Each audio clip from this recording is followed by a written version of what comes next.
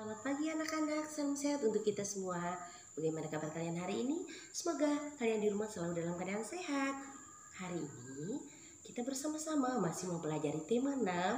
Nah, pada kesempatan ini kita akan mempelajari pada subtema yang kedua di pembelajaran 3 dan 4. Mari kita bersama-sama mempelajari materi pembelajaran kita pada hari ini. Perhatikan gambar di atas dengan seksama.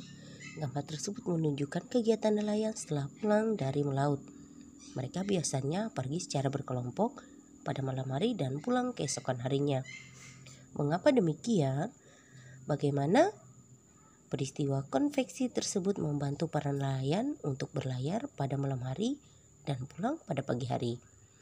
Apakah yang terjadi jika mereka pergi dengan cara sebaliknya? Lingkungan laut memiliki potensi yang sangat besar. Potensi laut sangat atau dapat dimanfaatkan untuk kegiatan ekonomi. Dari kegiatan ekonomi meningkatkan dapat memenuhi kebutuhan sehari-hari. Manfaat potensi laut oleh masyarakat yang pertama dimanfaatkan para nelayan untuk menangkap ikan, dan yang kedua dimanfaatkan oleh para petani untuk membuat garam. Nah, tahukah kamu ada hal yang paling unik pada tradisi nelayan di Lamalera, Kecamatan Wulandoni, Kabupaten Lebata, Nusa Tenggara Timur, dan Pantai Mola di Sulawesi Utara.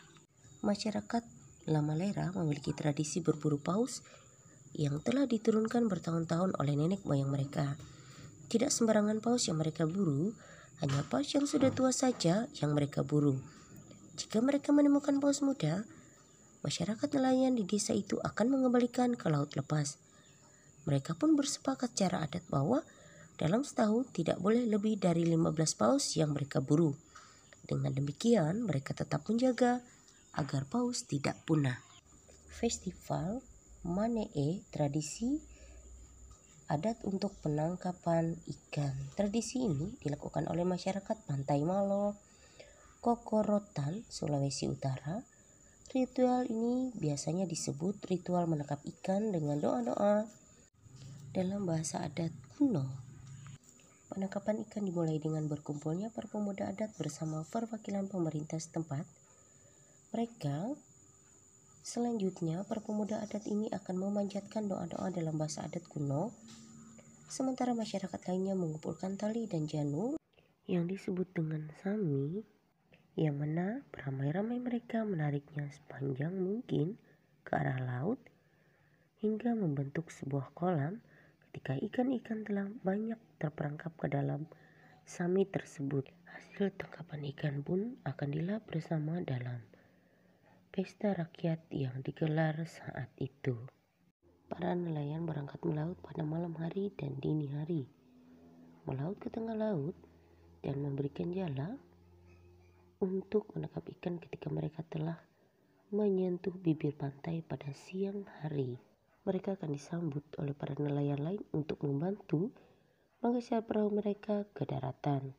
Dari kegiatan nelayan tadi merupakan usaha untuk membangun ekonomi dan sosial budaya sangat penting bagi kemajuan bangsa. Salah satu faktor yang memengaruhi hal tersebut adalah adanya interaksi antar individu dan kelompok di dalam suatu lingkungan. Contoh interaksi dalam pembangunan ekonomi adalah kegiatan jual beli di pelelengan ikan. Kegiatan jual beli ikan yang berlangsung dapat menciptakan pembangunan ekonomi di daerah tersebut. Nah, siapa saja yang akan terlibat dalam kegiatan pelelangan ikan tersebut dan apa saja peran mereka? Yang terlibat dalam kegiatan yang pertama adalah nelayan, kemudian juru lelang, dan juga pembeli.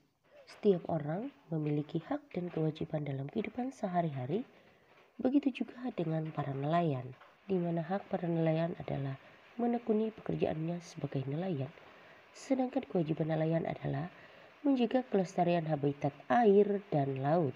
Kemudian apa saja ya hak dan kewajiban kita sebagai warga Indonesia?